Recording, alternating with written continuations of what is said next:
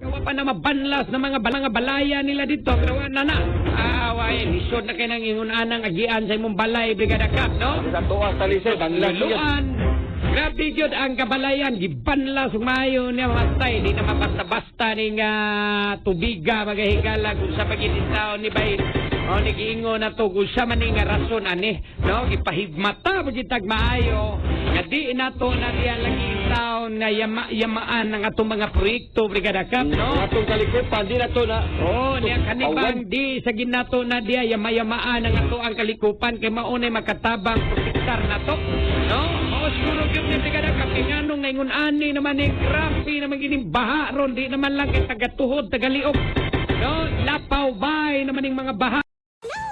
Funny Funhouse. Minnie speaking. Hey, Minnie. Minnie Mouse. She's a pal. That's so nice. The kindest gal. I can't wait to come back and play with you again. She's got style. You like pink, just like me. And what a smile. Hooray! She's your friend through thick or thin. Come and spend time with Minnie Let's go. at the Mickey Mouse. My name's Ariel, and these are my friends. Go on an adventure with Ariel and all her fantastic friends and family. It's fashion time. You look fantastic. I love it. Ariel, weekend mornings on Disney Junior. Let's go, baby. Come on now. I get strong. You get strong. Hey guys, done for some deep sea fishing? Crack of dawn Saturday? Oh, let's go, baby. What time are you heading back? We'll be back by dusk. We're gonna be all right. We're four big, strong men. Well, you can't bench press the ocean. Look at this haul. This weather is not good. We gotta wrap it up. Nicholas, it's Mom. I know you went out fishing this morning. This big storm's supposed to hit. Love you, hon. Bye. Get back to the boat. I get strong. You get strong. You get strong. Let's go. Let's go. Let's go. Come on. This is now a rescue mission. We've got some men out in the open water. 4 men in the middle of a giant storm.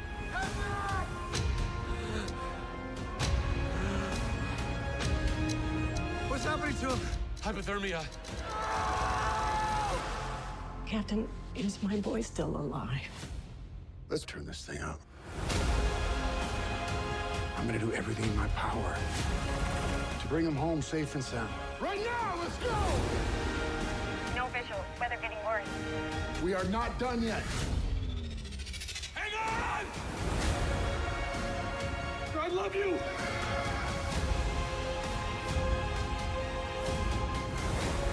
Hope is the strongest thing that we have.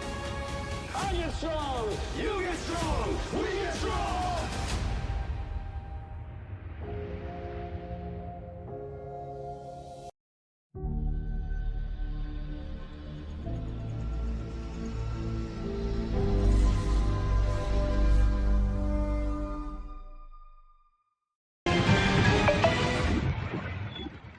Animoy nayuping lata ang van na ito na bumangga sa poste ng kuryente sa kahabaan ng San Jose National Highway sa Tacloban City.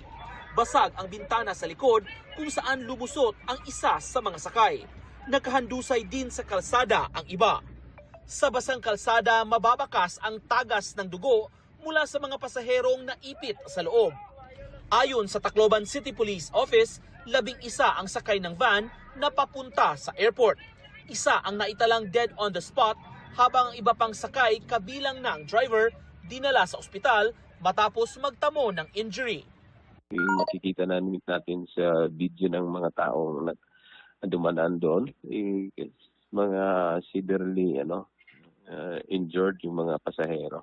Ayon sa pulisya, posible umanong madulas ang kalsada noong mangyari ang aksidente. Pero kanina yung oras ng pagka-aksidente dito sa Tacloban ay malakas yung ulan kanina. So initially, yun ang siguro sa lakas ng ulan, nag-slide yung sasakyan. Kinumpirma naman ng management ng isang van tours na sa kanila ang nadisgrasyang van na nanggaling umano sa Ormoc City. Ayon pa sa pamunuan, wala umanong nakitang problema sa van maging sa driver nito. Inaalam pa ang pagkakakilanlan ng mga pasahero. Inaalam din kung bakit rutang pa airport ang dinaanan ng van, gayong hindi naman daw ito ang orihinal na ruta. Para sa GMA Regional TV at GMA Integrated News, Nico Sereno, nakatutok 24 oras.